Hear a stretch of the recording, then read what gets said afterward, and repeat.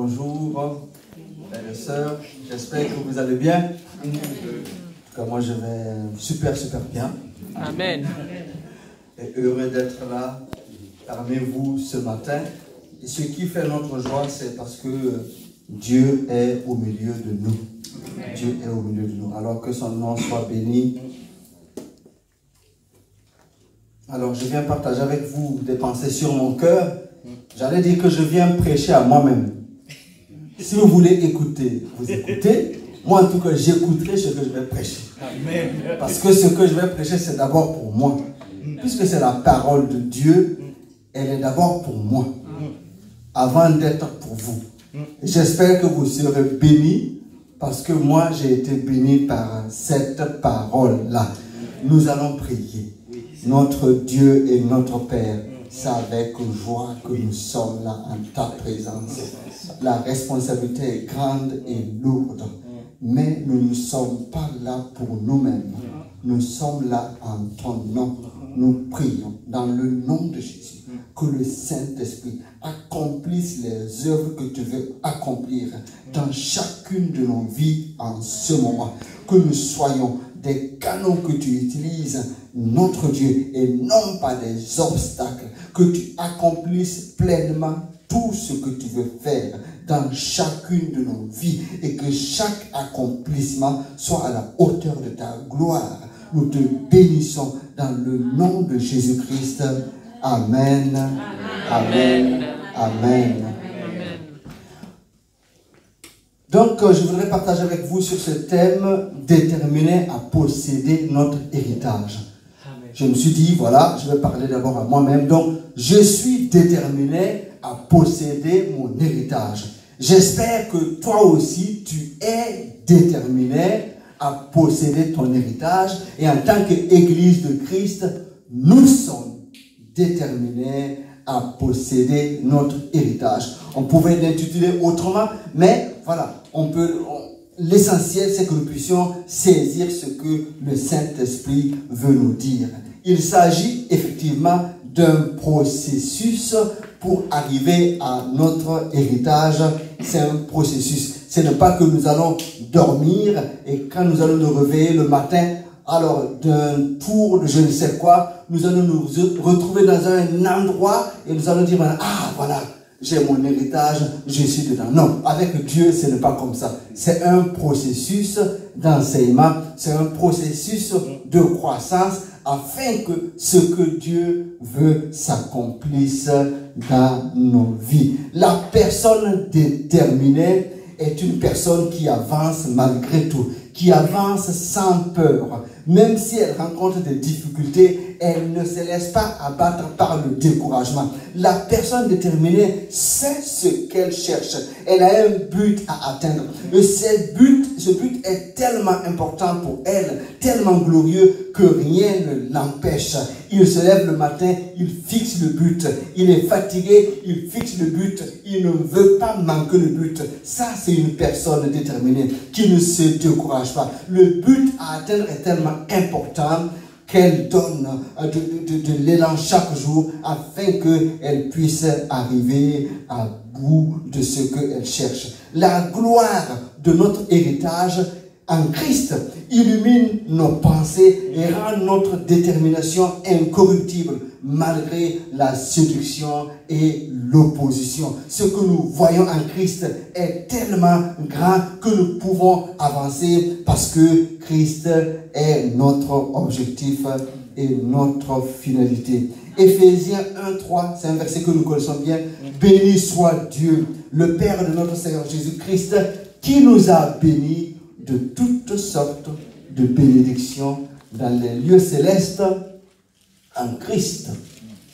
Il nous a bénis de toutes sortes de bénédictions dans les lieux célestes en Christ. C'est une bénédiction qui est adaptée à chaque situation, à chaque domaine, à chaque besoin. C'est une bénédiction qui correspond pour chacun par rapport à ce que Dieu a prévu. C'est une bénédiction qui n'est pas juste pour une personne et qui ne correspondra pas à l'autre personne. Dieu, dans sa sagesse et dans son intelligence, pourvoit pour que chacun puisse recevoir ce qui est nécessaire. Cette bénédiction est bien sûr au ciel, mais notre vie est sur la terre et notre prière et notre marche, c'est que cette bénédiction se manifeste sur la terre. Quand elle va se manifester totalement sur la terre, c'est là que nous entrons pleinement dans ce que Dieu a pour nous, dans notre héritage.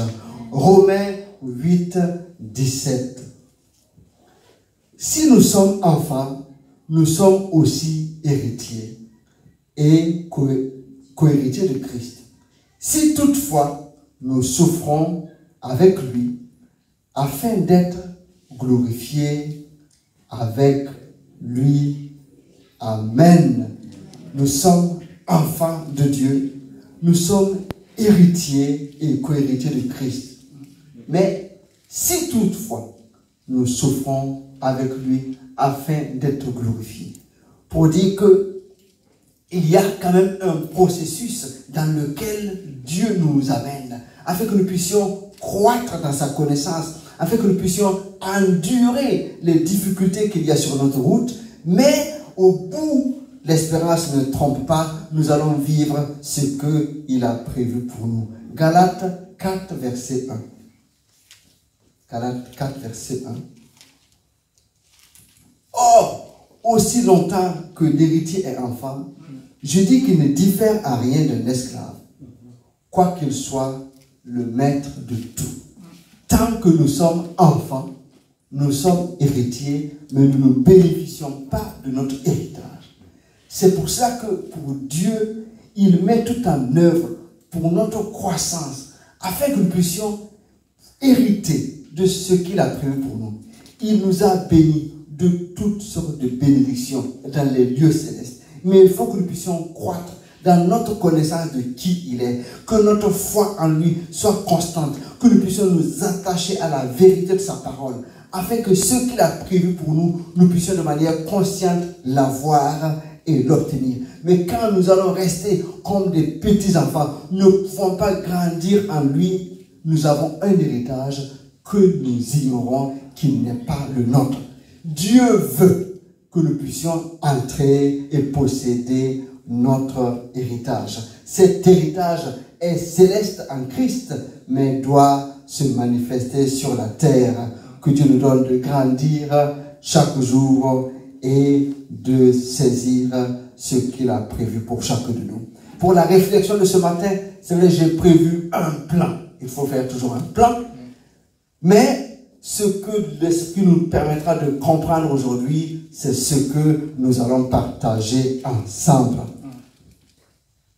Pour que nous puissions entrer dans notre héritage, pour que nous puissions posséder notre héritage, il y a un cadre dans lequel cela doit se passer et il y a une alliance sur laquelle nous devons nous baser. Nous ne pouvons pas entrer dans notre héritage ou la posséder si nous sommes en dehors de ce cadre. Et nous ne pouvons pas non plus la posséder si nous ne sommes pas basés sur cette alliance-là. Le cadre, c'est le cadre de l'obéissance à la parole de Dieu. C'est le cadre de l'obéissance aux instructions de Dieu. Parce que Dieu donne des instructions disant comment il faut faire pour avancer, comment il faut faire pour progresser, comment il faut faire pour procéder. Et si nous n'entrons pas dans ce cadre d'obéissance, nous ne pouvons pas posséder ce que Dieu a en réserve pour nous. C'est la même chose si nous ne sommes pas dans cette alliance avec Dieu, nous ne pouvons pas posséder. Donc, le cadre de l'obéissance, c'est bien, mais pour entrer dans ce cadre, il faut avoir une alliance avec Dieu. N'obéis pas à Dieu qui veut. Si tu n'as pas une alliance avec Dieu, tu ne comprends pas de quoi on parle. C'est quand tu es dans une alliance avec Dieu et que tu es un racheté de Dieu, c'est là que tu comprends de quoi on parle et tu peux maintenant marcher dans l'obéissance. Éphésiens 2, 10 nous dit ceci.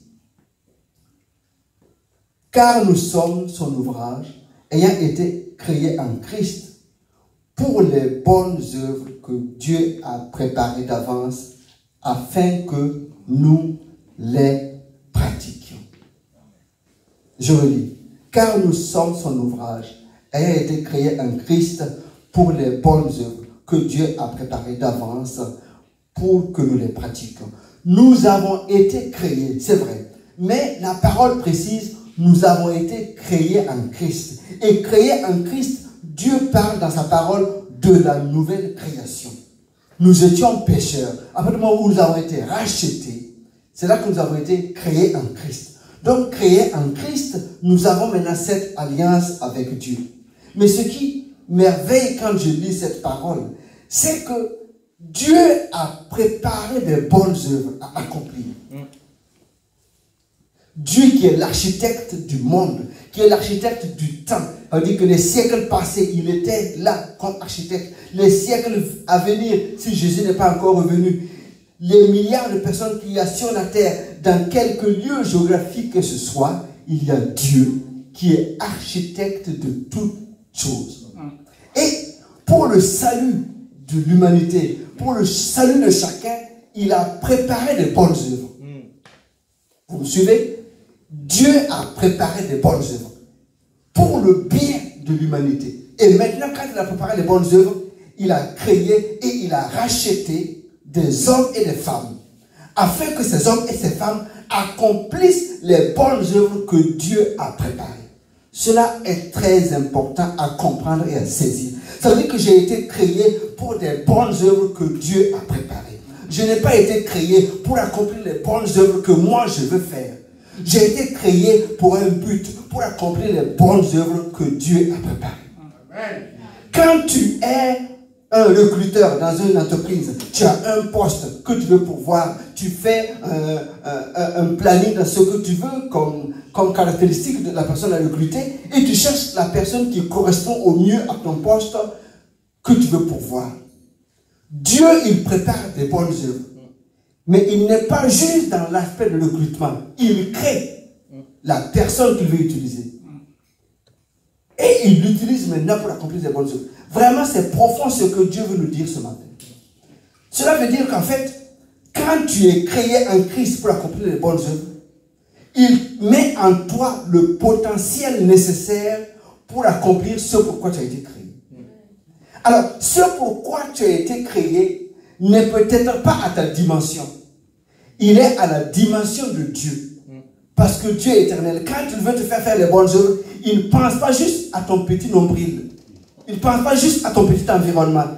Ce que tu vas faire comme bonne œuvre entre en étroite ligne avec tout ce qu'il veut faire de bien sur la terre. Donc, ce qui fait que ce que Dieu prévoit pour toi peut être au-delà de ce que ta pensée humaine peut penser ou concevoir. Donc, pour que tu puisses accomplir ces bonnes œuvres, il faut que tu puisses être en phase avec la pensée de Dieu. Comprendre ce que Dieu veut que tu fasses. Et savoir que si c'est Dieu qui prépare les bonnes œuvres, puisque tu as été créé, après le moment où tu as été créé, c'est que les bonnes œuvres ont été préparées pour que tu les accomplisses. Tu as été créé, donc tu as le potentiel. Il faut que tu puisses être en phase avec Dieu, être dans le standard de Dieu, afin de pouvoir accomplir les œuvres qu'il veut faire. J'insiste là-dessus parce que souvent c'est ce qui nous arrive. Gédéon, il était en train de travailler. Il faisait bien en son temps. Il se battait comme il pouvait. Il récoltait, il cachait. Il faisait tout pour que sa famille soit à l'abri parce que les Madiens étaient là pour le persécuter, pas lui seul, mais tout Israël. Et tout homme sensé qui arrivait à avoir un peu de récolte, un peu de bien pour sa famille, on pouvait le féliciter.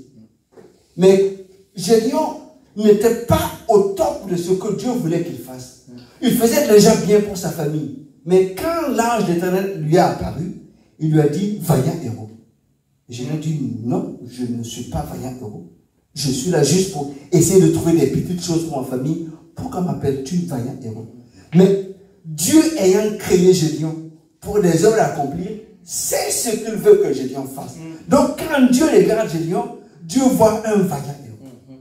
C'est la même chose pour chacun de nous. Ce que Dieu veut faire pour nous est parfois plus grand que ce que nous pensons et nous ne comprenons pas toujours. Mais il faut que nous puissions être en connexion avec ce qu'il veut pour comprendre que les standards de Dieu sont différents de nos standards. Et Dieu nous a créés pour des bonnes œuvres qu'il a préparées par avance. Je reste encore sur ce verset. Dieu ne nous a pas créés Et à un moment donné, il se dit, bon, qu'est-ce que je vais enfin faire de lui? Je ne sais pas du tout quoi faire de ce monsieur, de cette femme. Non. Ce n'est pas sur le chemin que Dieu dit, bon, je vais trouver un poste pour lui donner. Non, c'est pas ça. Dieu a préparé les bonnes œuvres à l'avance. Donc, à partir du moment où tu es créé en Christ, c'est pour accomplir les bonnes œuvres. Donc, tout ce que nous avons à faire de primordial, c'est la connexion avec Dieu pour savoir quelles sont les bonnes œuvres que tu as préparées pour que j'accomplisse.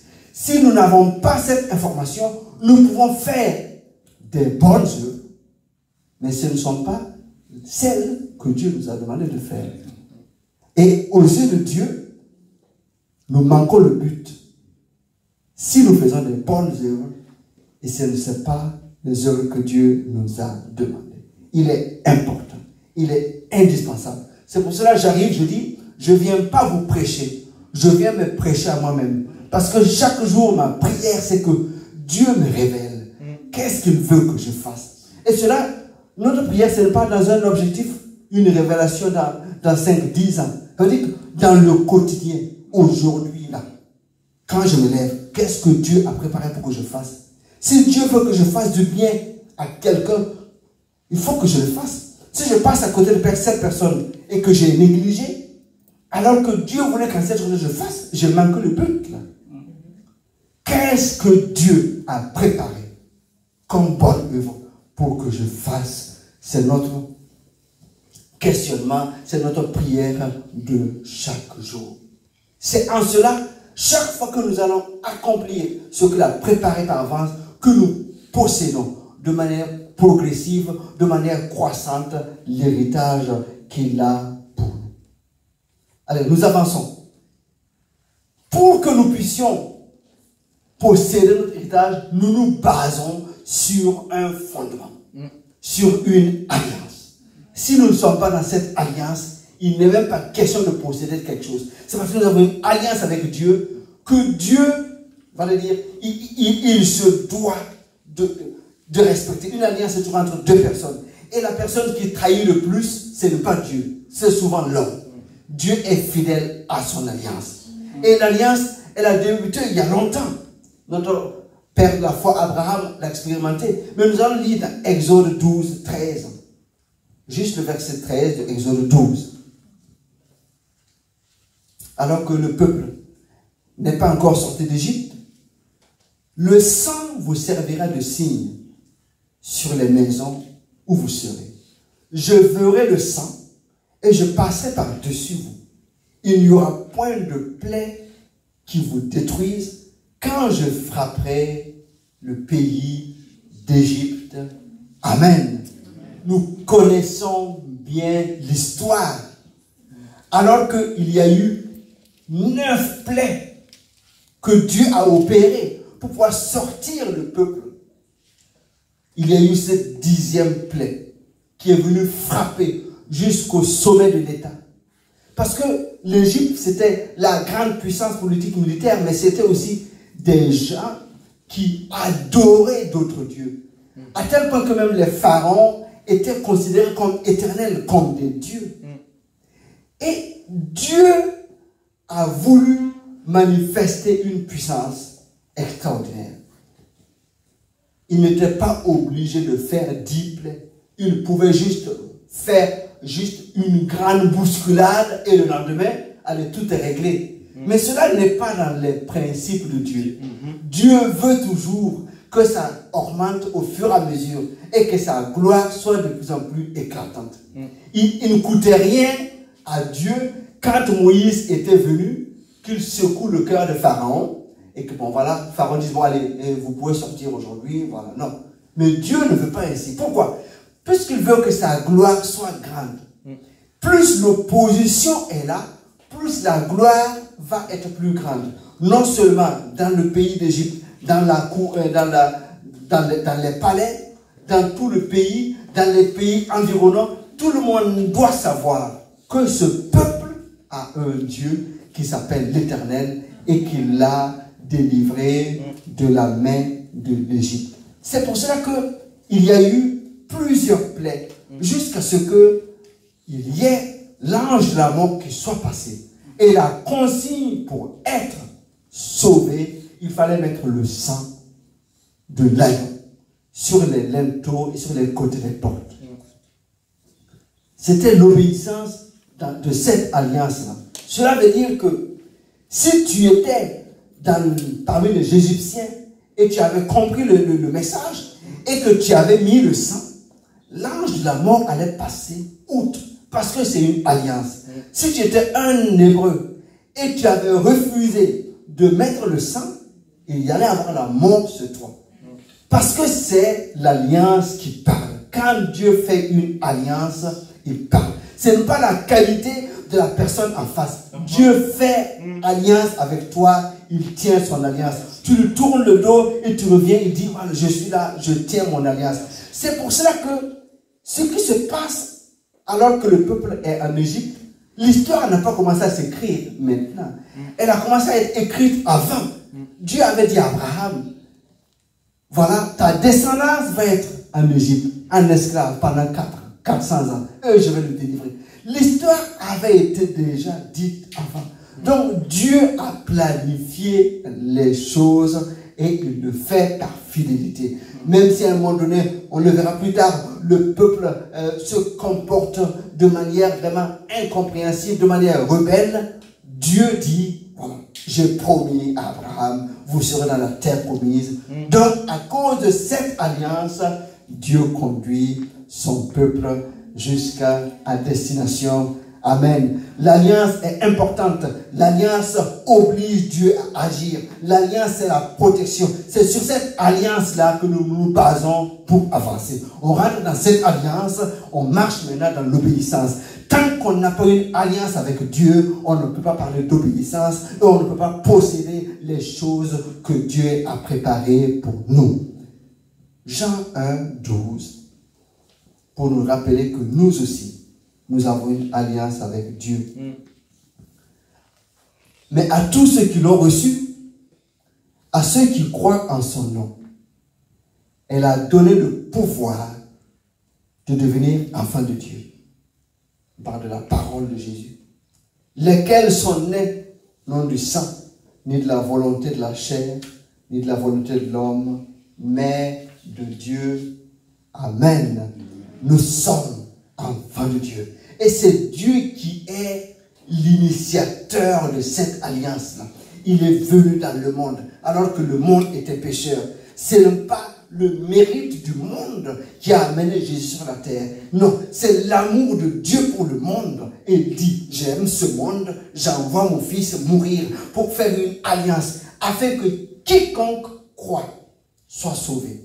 Et celui qui accepte a le pouvoir de devenir enfant de Dieu. À partir de ce moment, il y a une alliance avec Dieu. Une alliance qui va au-delà d'une alliance habituelle, parce qu'il y a une alliance de filiation. Je suis enfant de Dieu.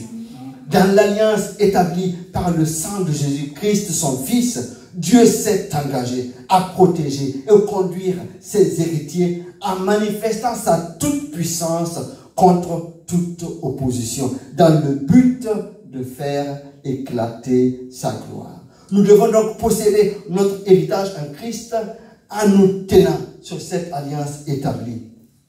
Être là où il nous attend et accomplir au moment opportun les bonnes œuvres qu'il a préparées d'avance.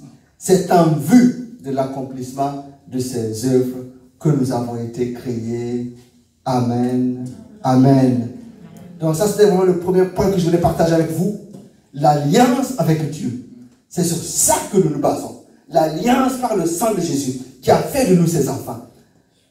Dans cette alliance, nous pouvons maintenant nous attendre à tout ce que Dieu a promis pour chacun de nous, si nous marchons dans le cadre de cette obéissance-là.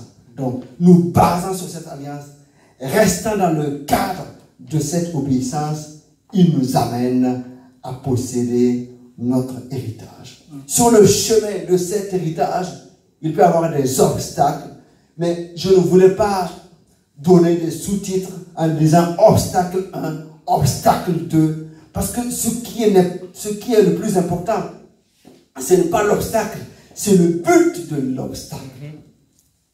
Parce que les obstacles doivent être dominés. Les obstacles sont en fait des opportunités. On peut les appeler des paliers pour avancer.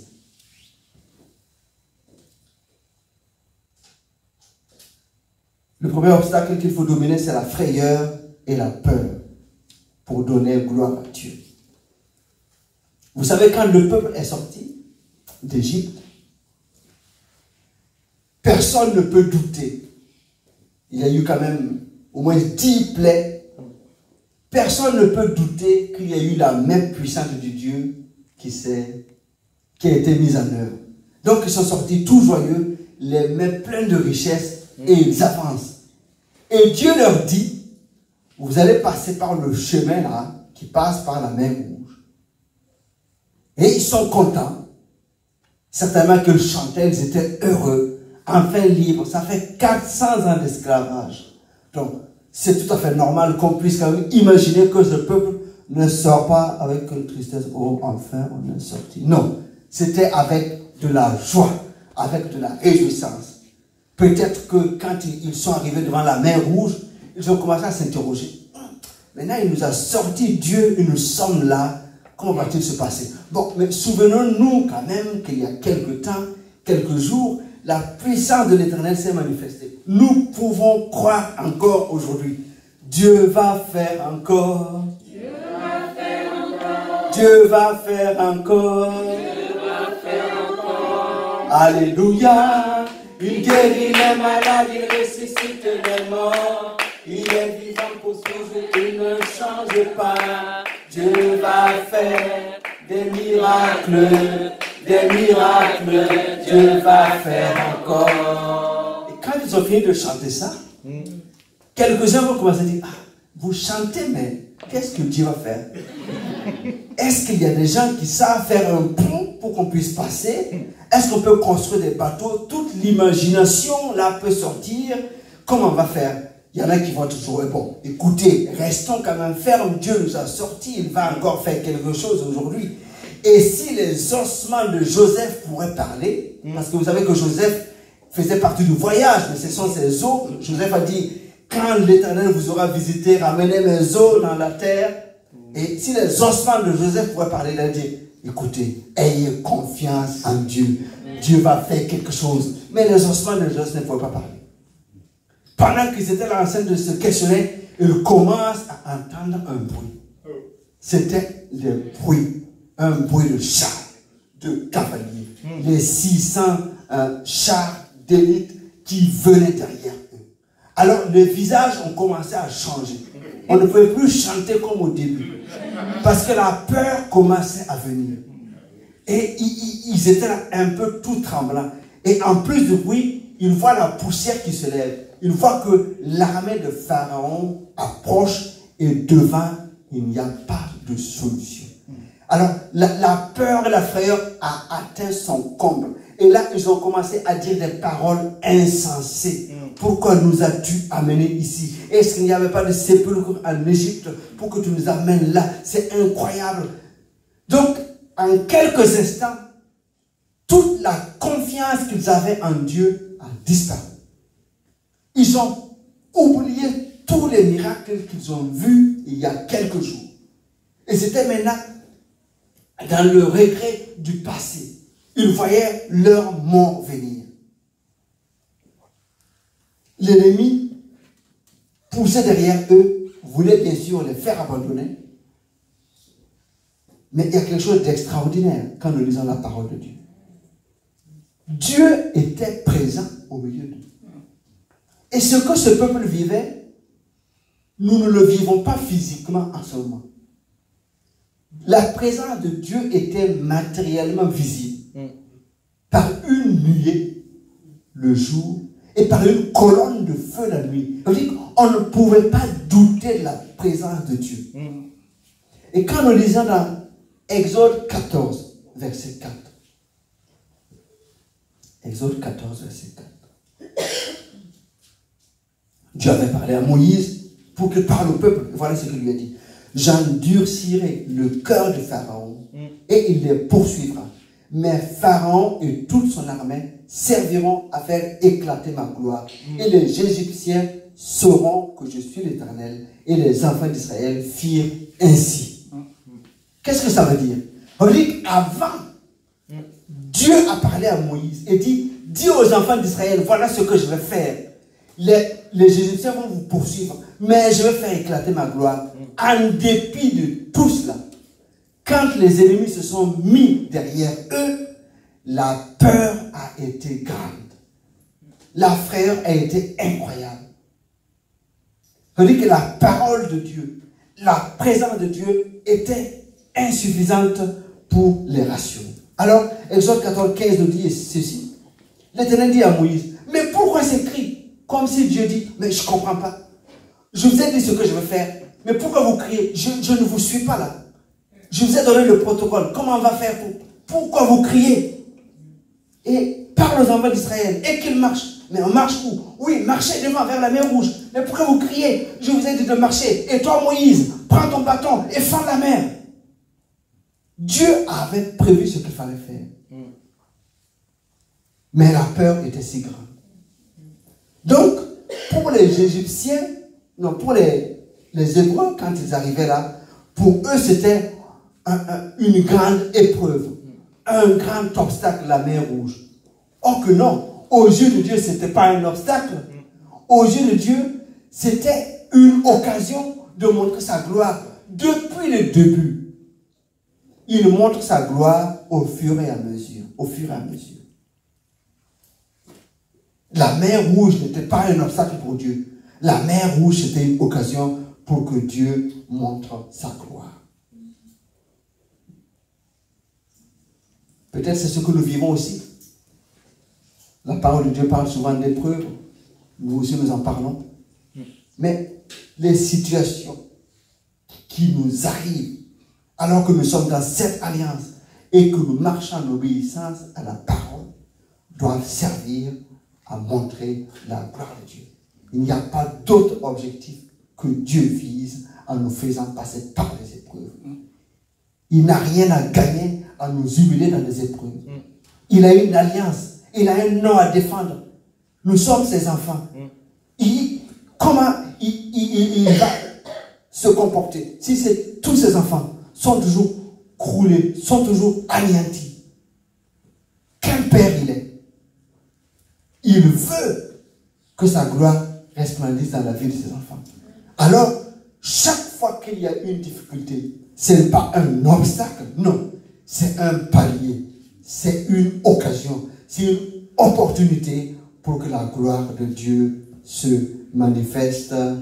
Amen. Que le nom du Seigneur soit béni. La peur ne doit pas nous paralyser. La peur doit nous réveiller. La peur sonne la cloche qui doit nous rappeler que nous sommes dans une alliance infaillible avec le Créateur.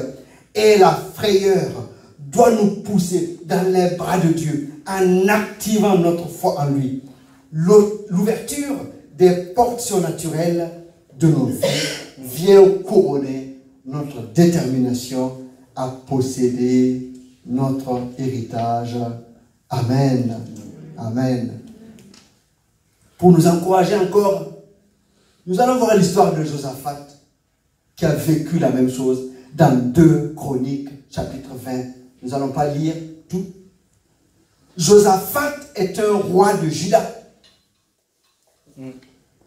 Il avait mis tout son cœur à rechercher Dieu. Il a ramené le peuple à chercher Dieu. Et il a mis des sacrificateurs là où il fallait, des juges là où il fallait. Il a fait lire la loi de l'Éternel dans les villes pour que les gens se tournent vers Dieu. Et quand il a fait, au début, les peuples voisins sont venus lui donner des présents. Et quelque temps plus tard, on vient dire à Josaphat, les gens de Moab, les fils d'Ammon, les Maonites, une multitude s'est rangée pour venir te faire la guerre. Alors, la frayeur s'est emparée de Josaphat. Mais comme je l'ai dit, la frayeur doit être une cloche qui doit nous rappeler, ting, il y a quelque chose à faire. Chronique 2 Chroniques 20, pardon, verset 3. Dans sa frayeur, Josaphat se disposa à chercher l'Éternel et il publia un jeûne pour tout Juda. Dans sa frayeur, il s'est mis à chercher l'Éternel. Cela doit être notre attitude.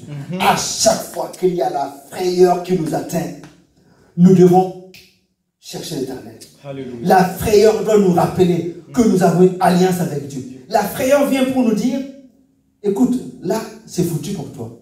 Mais la frayeur doit nous rappeler, non, nous avons une alliance avec Dieu. Et Dieu tient son alliance. Dans 2 Chroniques 20-22, nous lisons, quand ils ont fait le jeûne et la prière, Dieu a parlé par la bouche prophétique. Et la parole est sortie en disant, cette affaire, ne vous inquiétez pas, je m'en occupe. Et quand ils ont entendu la parole, ils ont fait comme nous tout à l'heure, ils se sont mis à se réjouir, à louer l'Éternel de tout leur cœur. Et maintenant le verset 22 nous dit, au moment où l'on commençait le chant et les louanges, l'Éternel plaça une embuscade contre les fils d'Ammon et de Moab et ceux de la montagne de Séir qui étaient venus contre Juda, et ils furent battus. On dit que les ennemis se sont battus entre eux, se sont entretués entre eux. Et quand Josaphat et son armée, l'armée était précédée par ceux qui apportaient, faisaient la louange, sont arrivés au champ de bataille, la bataille était déjà gagnée par Dieu lui-même. C'est ce que le secours de Dieu fait. Il y a bien sûr ce que nous vivons chaque jour, qui est la réalité, qui parfois elle est importante, mais qui peut risquer de noyer la vérité humiliable de la parole de Dieu. Le secours de l'Éternel ne manque jamais. C'est ce que la parole de Dieu dit. Même si autour de nous c'est difficile, nous devons rester attachés à cette parole qui est vérité. Le secours de Dieu ne manque pas. Alors quand la frayeur vient, quand la peur vient, que nous puissions nous appuyer sur la parole de Dieu, nous prosterner encore devant l'Éternel et dire, Éternel, nous avons une alliance avec toi, que cette alliance parle en ma faveur aujourd'hui et que je vois la liberté de Dieu. C'est la volonté de Dieu. Il y a des obstacles qui sont sur le chemin, mais non, ces obstacles sont des opportunités pour manifester la gloire de Dieu. Que le nom du Seigneur soit béni.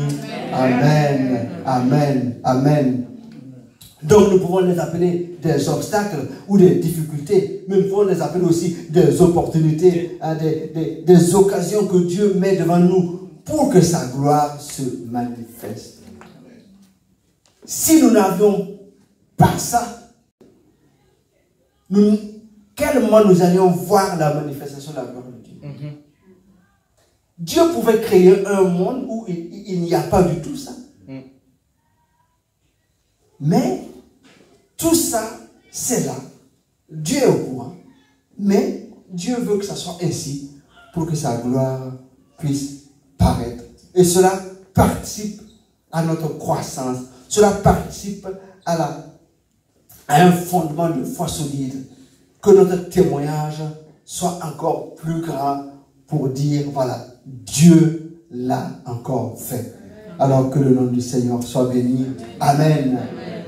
Une autre opportunité, on peut l'appeler difficulté, c'est le manque ou la famine qui peuvent arriver. Et ça frustre vraiment le croyant. Tu crois en Dieu, tu espères, et voilà, tu es dans un manque de quelque chose. Cela peut être un problème de travail, cela peut être un problème de santé, cela peut être un problème de toi. Tout ce que tu peux avoir comme manque peut être une frustration.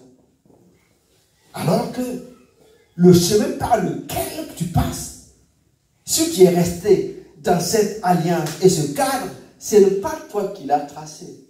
C'est Dieu qui a tracé le chemin. Donc, il sait pourquoi tu passes par là en ce moment. Nous allons nous appuyer encore sur ce que le peuple d'Israël a vécu quand il est passé par le désert. Pourquoi par le désert? Mais Dieu est un Père indigne.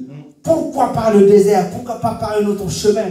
Là encore, Dieu pourrait faire passer le peuple par un chemin plus court pour qu'il arrive à la destination plus tôt. Dieu a promis.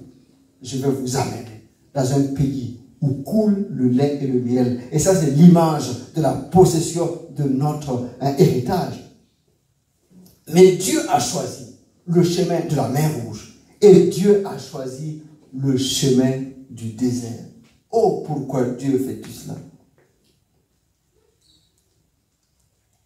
Nous qui sommes des pères ou des parents, peut-être on ne fait pas toujours les choses bien. Même quand on veut faire un voyage, on essaie quand même de planifier les choses pour qu'il y ait à manger. Même si aujourd'hui on va jeûner, c'est pas grave. Pour qu'il y ait à manger. Si on a un voyage de quelques heures, on essaie quand même de voir bon, qu'est-ce qu'on va manger et tout ça. On essaie de planifier les choses. Quand vous prenez l'avion, les compagnies disent bon, ils vont prévoir un peu d'eau, un peu de nourriture quand le voyage est long. Hein? Avant, il y avait des bateaux qui faisaient des traversées de plusieurs mois. Dans les soutes, dans la cale, il y avait beaucoup de nourriture. On prévoyait les choses pour que, voilà, même s'il y a des intempéries, voilà, qu'on ne meurt quand même pas de faim pendant la traversée pour aller de l'Europe en Amérique, quoi. Tout était prévu. Les hommes que nous sommes, on prévoit des choses comme ça.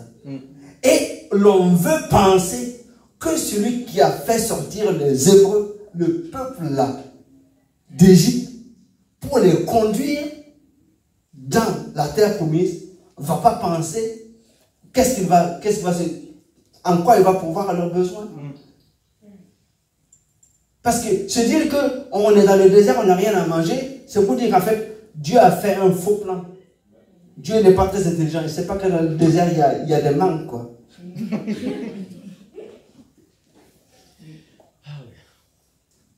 Dieu aurait pu, depuis qu'ils sont sortis de la mer Rouge, là, tous les 10 km, un oasis, des supermarchés, pour que des étapes, quoi.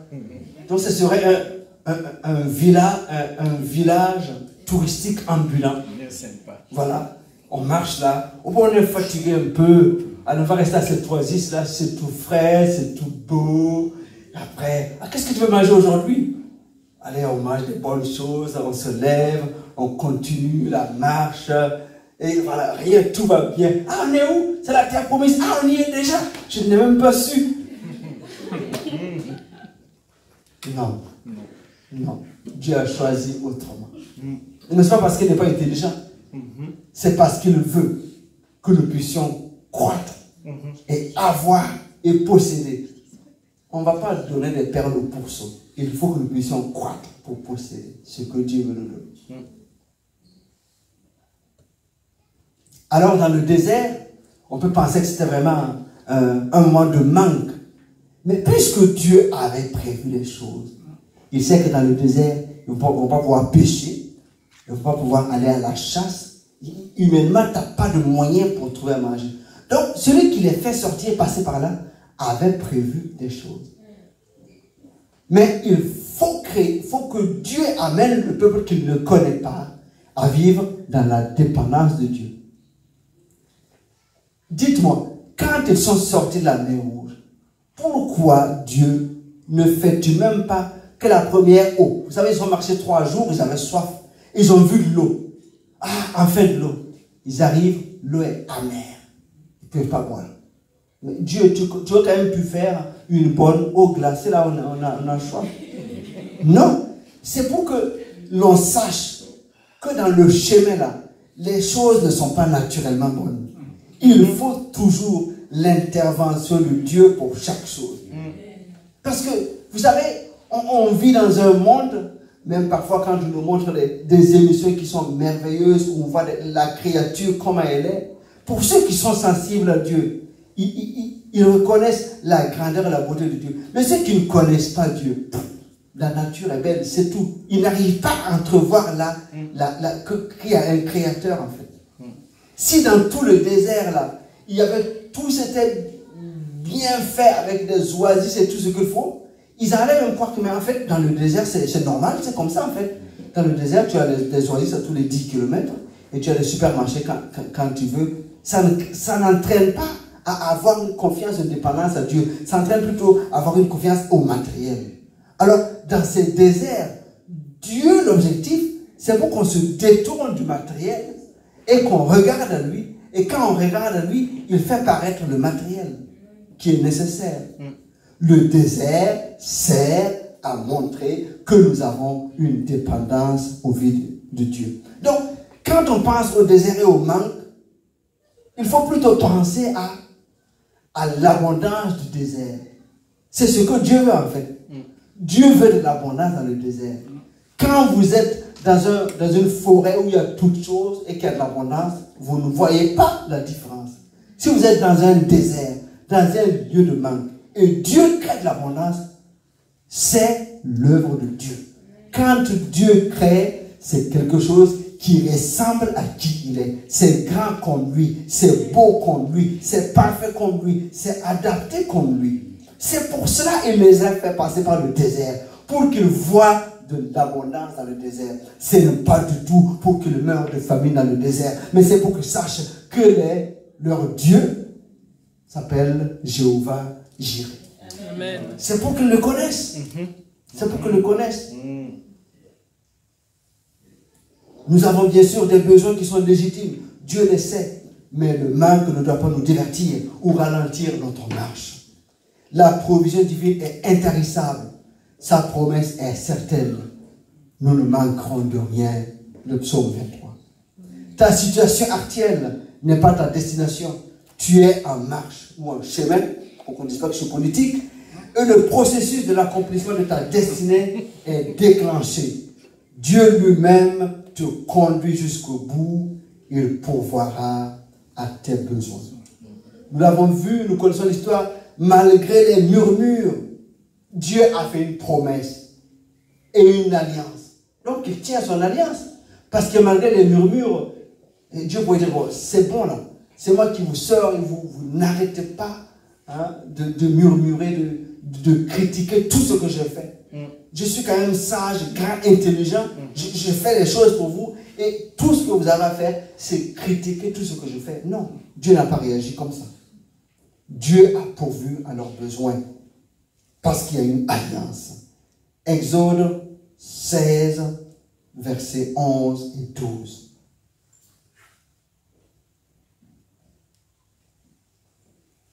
L'Éternel s'adressant à Moïse dit, j'ai entendu les murmures des enfants d'Israël. Dis-leur, entre les deux soirs, vous mangerez de la viande, et au matin, vous vous rassasierez de pain, et vous saurez que je suis l'Éternel, votre Dieu. Amen. Donc, dans le désert, ce n'est pas parce qu'ils ont murmuré que Dieu a dit, ah, finalement, il faut que je fasse quelque chose. Non.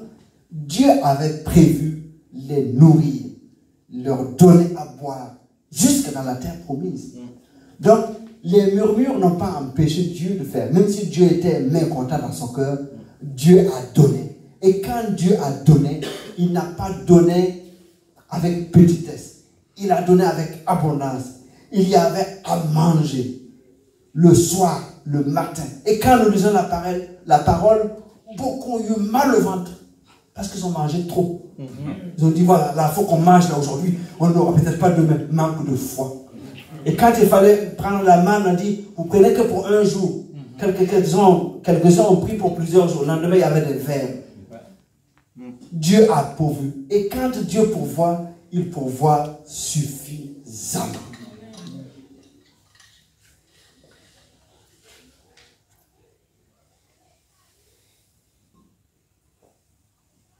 Pendant le manque, où Dieu veut montrer son abondance, que Dieu nous donne en tant qu'enfants de cette alliance, afin que nous ne puissions pas manger de l'autre pain. Quand Jésus a jeûné et prié pendant 40 jours, il était fatigué, il était affamé. Alors l'autre là est venu lui proposer des choses, transforme ces pierres en pain. Et si tu manges de ce pain, ce n'est pas le pain que Dieu a prévu. C'est le pain de la séduction. C'est le pain de la trahison. Ce qui nous guette souvent pendant la période de manque pré-abondance, parce que le manque ne va pas être éternel, le manque précède l'abondance de Dieu toujours. Si c'est Dieu qui nous conduit, c'est comme ça. Amen. c'est comme ça. S'il y a un manque, il y aura de l'abondance, c'est comme ça. S'il y a la disette, il y aura de l'abondance. S'il y a la stérilité, il y aura de l'enfantement, c'est comme ça. C'est comme ça que Dieu fonctionne. Amen. Que nous soyons encouragés, frères et sœurs. S'il y a de la disette, il y aura de l'abondance. C'est comme ça que Dieu fonctionne. Mais pendant cette période de préabondance, il ne faut pas que nous mangions de notre pain. Nous devons attendre patiemment pour la manifestation de l'abondance de Dieu. Dans 1 Roi chapitre 13, un homme de Dieu a vécu une mésaventure. 1 Roi 13, 18. C'est un homme que Dieu a envoyé à Bethel. Il est parti de Juda à Bethel.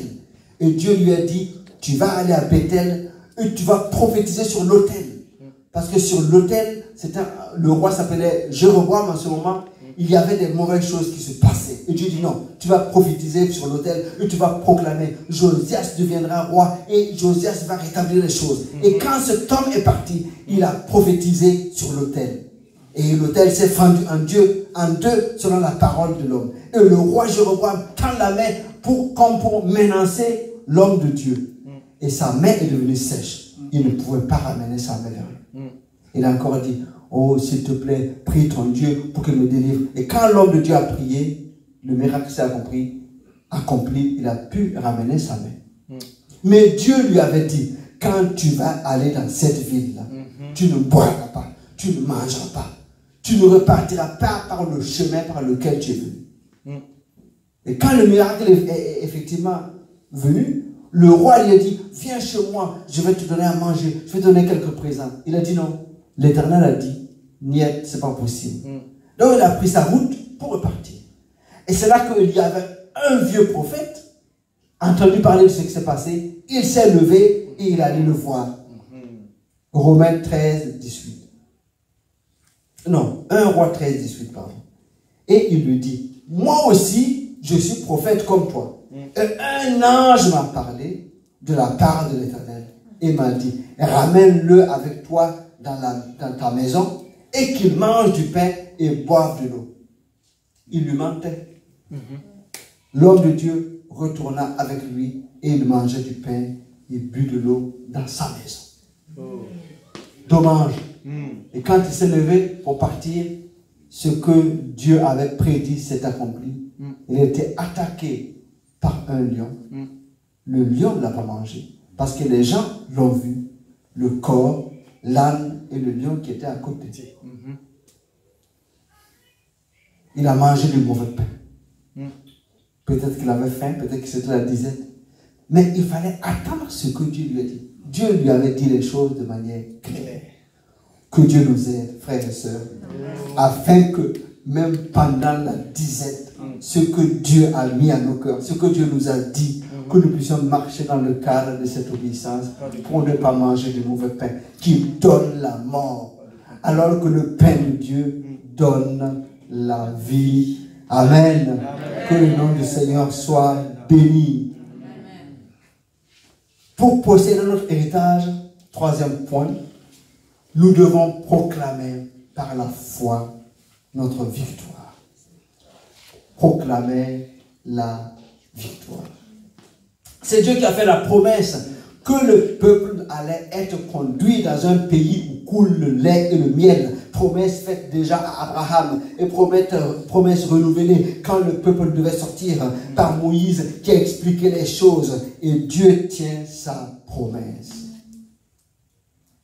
Et nous savons qu'il y a eu beaucoup de péripéties dans ce désert jusqu'à ce qu'ils arrivent pour la première fois devant le Jourdain. Et là, 12 espions sont envoyés pour aller explorer le pays. Qu'est-ce que tu proclames? Que proclamons-nous jour après jour? Les 12 espions sont partis. Ils sont revenus. Romains. Oh, qu'est-ce que j'ai avec Romains aujourd'hui? Nombre 13, 27. Voici ce qu'ils racontèrent à Moïse. Nous sommes allés dans le pays où tu nous as envoyés. À la vérité, c'est un pays où coule le lait et le miel, et en voici les fruits. Ils portaient des fruits. verset 33.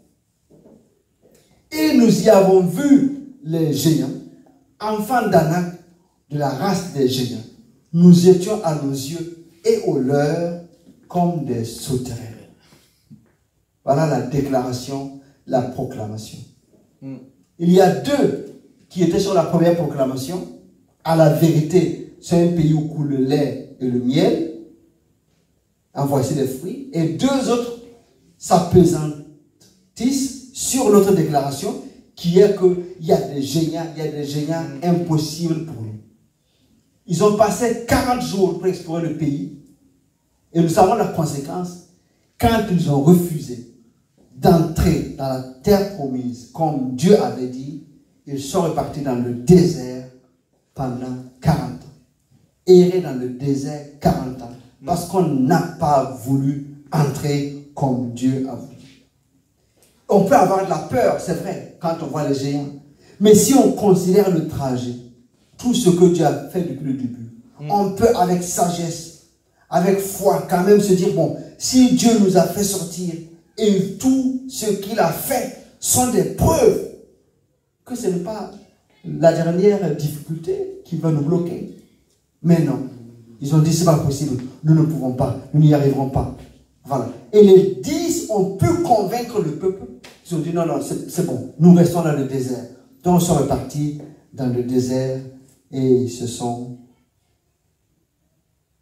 éloignés de la volonté de Dieu. Hébreux 10, 23 nous dit ceci. Hébreux 10, 23. Retenons fermement la promesse de notre espérance. Car celui qui a fait la promesse est fidèle. Le français courant dit, gardons fermement l'espérance que nous proclamons, car Dieu reste fidèle à ses promesses. Amen. Soyons fermes sur la promesse de Dieu. C'est lui qui a promis, c'est lui qui est l'initiateur de l'histoire et c'est lui qui achèvera ce qu'il a commencé. Que notre foi vraiment soit fondée sur cette promesse. La réalité est certes différente, mais la parole de Dieu vaut plus que toutes les assurances. Celui qui a fait la promesse est fidèle. Célébrons donc la victoire selon sa parole qui ne manquera pas de s'accomplir. Donc, en célébrant Dieu, nous élevons Dieu au-dessus des difficultés. Parce que les 10, quand ils ont vu les géants, finalement, leur Dieu était bien plus petit que les géants. Et les deux, ils ont dit, il y a des géants, c'est vrai. Mais puisque notre Dieu est au-dessus, il est plus que géant, il nous donnera d'aller dans la victoire. Il y a eu un second round, vous savez bien. Après les 40 ans dans le désert, tous les vieux là sont morts. Les enfants, avec Josué et Caleb, qui sont restés de la première génération, sont repartis au Jourdain. Et là, Josué envoie les espions. Il a envoyé 2 espions pour aller explorer le pays. Josué 2, 24. Voilà ce qu'il racontait à Josué. Il dit à Josué, certainement l'Éternel a livré tout le pays entre nos mains et même tous les habitants du pays tremblent devant nous. Ils sont partis visiter le même pays. Mais quand ils sont venus, le rapport n'était pas la même chose. Pour eux, c'est les géants peut-être, mais c'est les géants qui tremblent devant nous. C'est la foi en Dieu qui leur a permis de voir cela. Josué 5, 13. Quand nous faisons notre confiance en Dieu, Dieu nous regarde et dit, c'est bon, je veux maintenant collaborer avec cet homme, avec cette femme pour l'accomplir. Parce qu'en fait, Dieu, pour que les murailles de Jéricho tombent, il pouvait aussi le faire la nuit, je ne sais pas, tandis que le peuple est de l'autre côté. Ils arrivent le matin et puis ils voient que les murailles sont... Il n'y a plus de murailles. Mais Dieu ne fonctionne pas comme ça. Dieu veut toujours qu'il y ait les hommes qu'il utilise. D'accord? Donc, quand nous sommes en connexion avec lui, dans cette obéissance, Dieu collabore avec nous. Et j'aime ce passage que nous allons lire dans Josué 5, verset 13, que j'ai parfois appelé la rencontre des deux généraux. Comme Josué était près de Jéricho, il leva les yeux, regarda, et voici un homme se tenait devant lui, son épée nue dans la main. Il alla vers lui et lui dit, « Es-tu des nôtres ou de nos ennemis ?» Il répondit, « Non, mais je suis le chef de l'armée de l'Éternel, j'arrive maintenant. » Josué tomba le visage contre terre, se prosternait et lui dit, « Qu'est-ce que mon Seigneur dit à son serviteur? » Amen. Amen. Quand Dieu a vu que maintenant les hommes sont prêts à collaborer pour posséder leur destinée, il descend lui-même avec un ange qui lui parle. Et c'est là que Dieu donne les instructions comment faire pour posséder l'héritage. Et nous savons la suite. Ils sont partis, le Jourdain s'est ouvert, ils sont partis et les murailles de Jéricho sont tombées. Ils sont entrés en possession de leur héritage. Gloire à Dieu, amen. Gloire à Dieu, amen. Gloire à Dieu. Amen.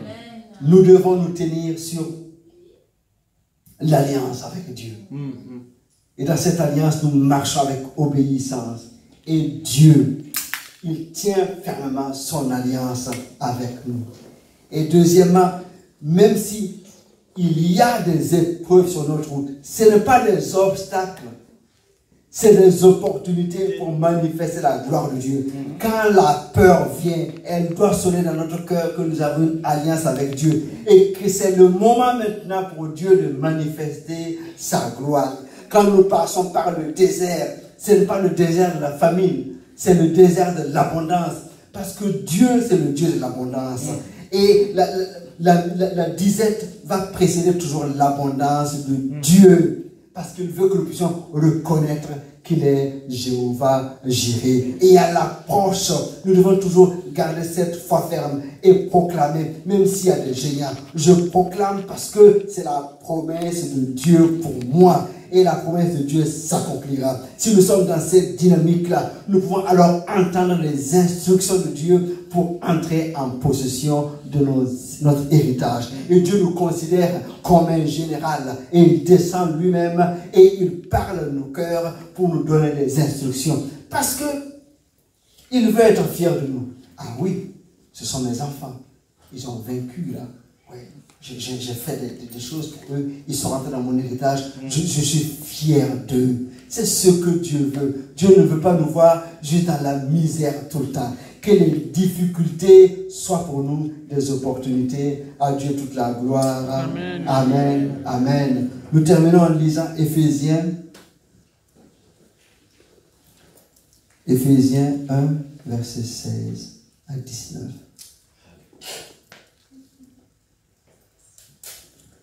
Ça, c'était la prière de Paul,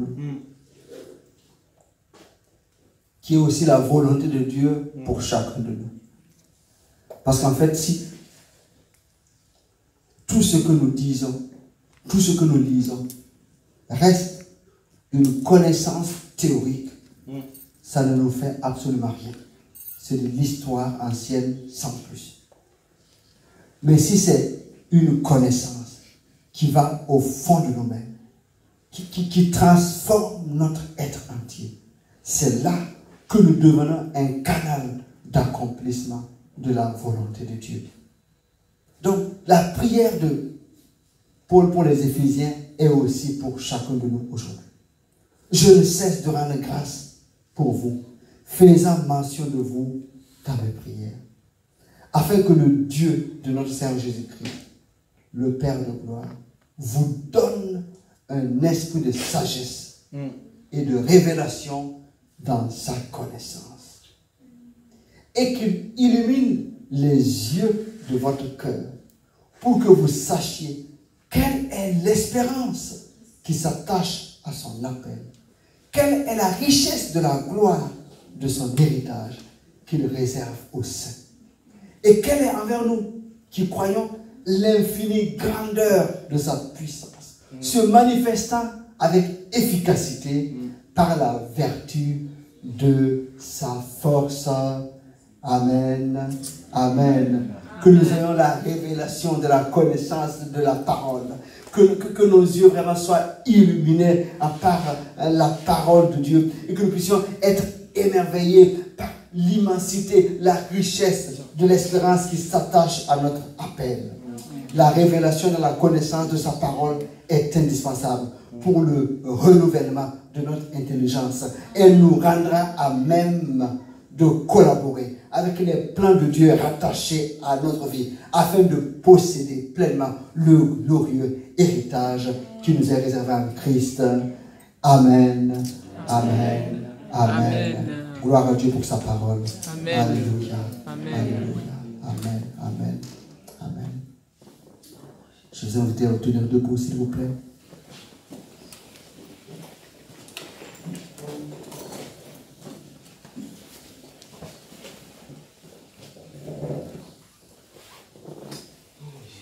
Nous ne sommes pas créés nous-mêmes.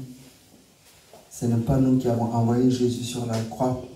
C'est Dieu qui a voulu ainsi pour faire de nous ses enfants. Et il a fait une alliance avec nous. Nous allons prier ensemble afin que Dieu nous aide, afin que nous puissions chaque jour nous souvenir que nous sommes dans une alliance. S'il y a quelque chose qui se passe, que cela nous rappelle que nous avons une alliance avec Dieu. Et que nous puissions toujours proclamer cette alliance et par sa grâce marcher dans le cadre de l'obéissance afin que nous puissions remporter chaque jour des victoires pour la gloire de notre Dieu. On va prier pour ça. Alléluia.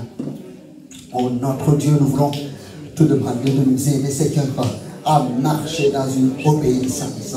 Oh, dans cette alliance. Oh notre Dieu, fais grâce.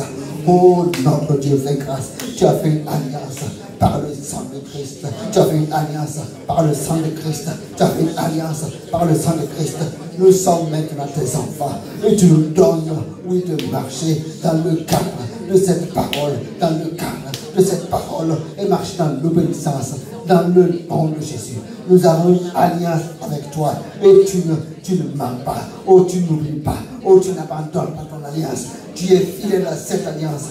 Nous voulons nous cramponner, nous assurer à cette alliance et marcher chaque jour en comptant sur toi. Oh notre Dieu, tu fais grâce à chacun de nous. Tu as une alliance. Tu as une alliance. Nous avons une alliance avec toi. Nous avons une alliance avec toi. Que cette alliance qui est une protection parle à notre faveur jour après jour. Que cette alliance qui est une assurance parle à notre protection jour après jour. Oh notre Dieu, nous confessons notre alliance avec Dieu. Nous confessons notre alliance avec Dieu dans le nom de Jésus.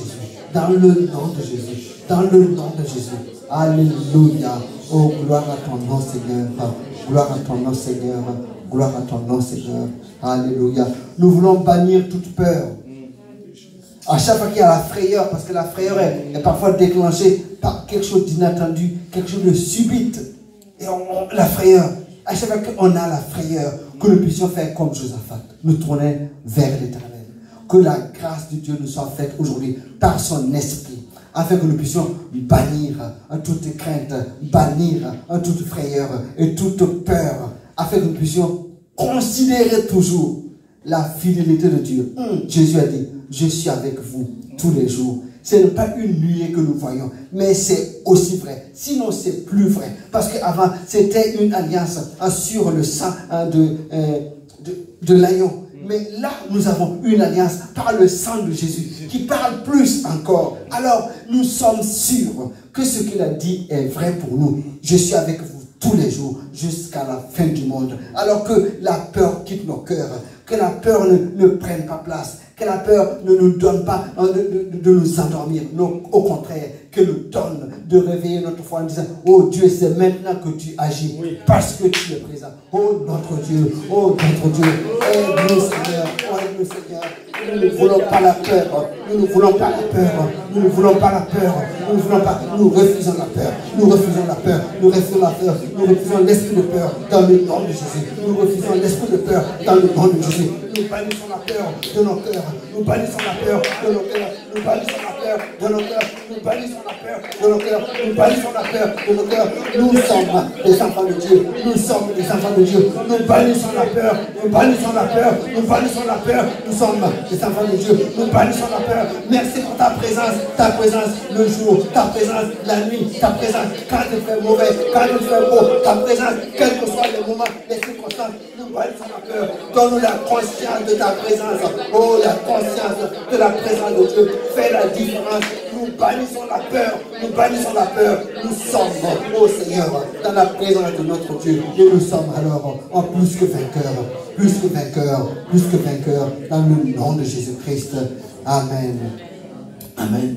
Peut-être nous passons, peut-être tu passes par un moment qui peut être appelé comme un moment de manque, un moment de difficulté quelconque, un moment de disette. Mais ce moment-là, selon la parole de Dieu, précède de l'abondance de Dieu. Parce que dans le désert, il y a de l'abondance en Dieu. Alors que ces moments sont un moment où ta foi encore renouvelée parce que tu t'attends à l'abondance de Dieu. Si tu es dans un moment de désert, c'est que tes yeux s'ouvrent aujourd'hui parce que Dieu te donne son abondance. C'est sa promesse pour toi aujourd'hui. L'abondance de Dieu se manifeste dans le désert. Alors nous allons prier afin que la parole de Dieu s'accomplisse dans nos vies et ce qui doit être réglé aujourd'hui le soir et que vraiment la gloire revienne à Dieu. Que ton abondance soit ton partage aujourd'hui au nom de Jésus-Christ.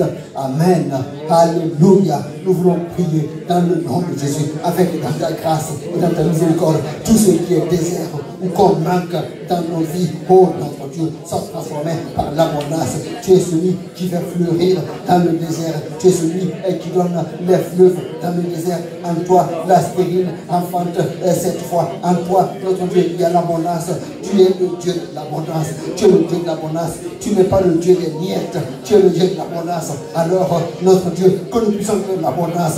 L'abondance dans la santé. L'abondance dans les richesses. L'abondance dans la famille. L'abondance dans ce que nous faisons. L'abondance dans le service pour notre Dieu. Notre Dieu, nous voulons vivre l'abondance. Oh, notre Dieu, c'est ton secours, notre Dieu, qui se manifeste dans le désert.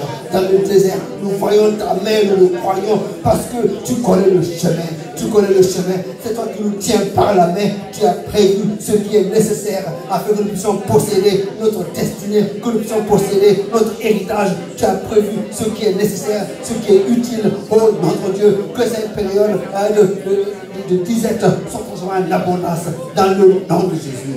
Dans le nom de Jésus. Dans le nom de Jésus. Oh, fais grâce, Seigneur.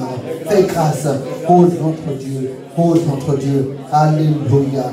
Alléluia. Alléluia. Alléluia. Nous voulons proclamer la victoire en dépit de tout. En dépit de tout. Même si ce qui est devant nous semble difficile, puisque la parole de Dieu fait des promesses sur nos vies, nous allons proclamer la victoire.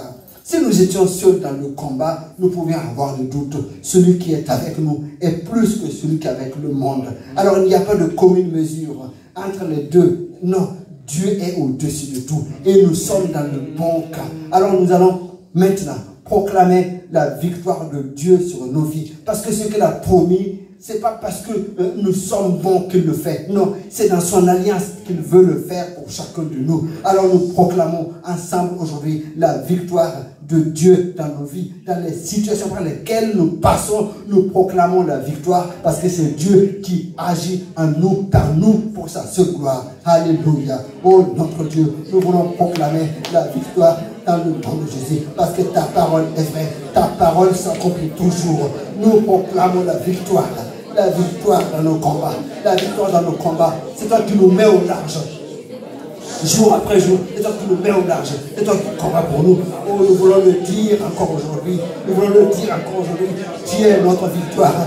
Tu es notre victoire, quels que soient les géants, Nous sommes plus que vainqueurs dans le nom de Jésus. Les géants tombent dans le nom de Jésus. Les murailles tombent au nom de Jésus. Au nom de Jésus. Les obstacles sont brisés au nom de Jésus. Nous proclamons la victoire de notre Dieu. Nous proclamons la victoire de notre Dieu. La stérile enfante dans le nom de Jésus. Celui qui n'a pas de travail, qui travaille dans le nom de Jésus. Tu éclaires le cœur de quelqu'un aujourd'hui dans le nom de Jésus. Tu redonnes une foi à quelqu'un qui est fatigué aujourd'hui dans le nom de Jésus. Nous proclamons la victoire de Dieu. Nous sommes plus que vainqueurs. Nous sommes plus que vainqueurs. Nous proclamons la victoire de Dieu. C'est un coup d'œuvre dans nos vies. Nous sommes des vainqueurs. Nous sommes des plus que vainqueurs. Nous allons pour vaincre. Des victorieux qui vont pour vaincre notre Dieu. La victoire, elle a été déjà gagnée à la croix. Tout a été accompli à la croix. Tout a été accompli à la croix. Tout a été accompli à la croix. Tout a été accompli à la croix. Tout a été accompli à la croix. Tout a été accompli à la croix. Tout a été accompli à la croix. Nous le croyons. Tout a été accompli à la croix. Nous le croyons. Tout a été accompli à la croix. Nous le croyons. Tout a été accompli à la croix. Nous n'allons plus passer le temps à regarder en arrière. Nous regardons en avant pour posséder notre destinée. Pour posséder notre destinée dans le nom de Jésus. Dans le nom de Jésus. Dans le nom de Jésus. Oh, que ton nom soit béni. Que ton nom soit exalté. Dans le nom de Jésus-Christ. Amen. Amen. Amen. Amen. Vous vous asseoir. Alléluia. Alléluia. Amen, Jésus. Amen. Posséder notre destinée, ce n'est pas le fait de cumuler des avoirs ou des positions ou de la gloire. Posséder notre destinée, c'est être là où il veut. Accomplir au moment opportun les bonnes œuvres qu'il a préparées en avance.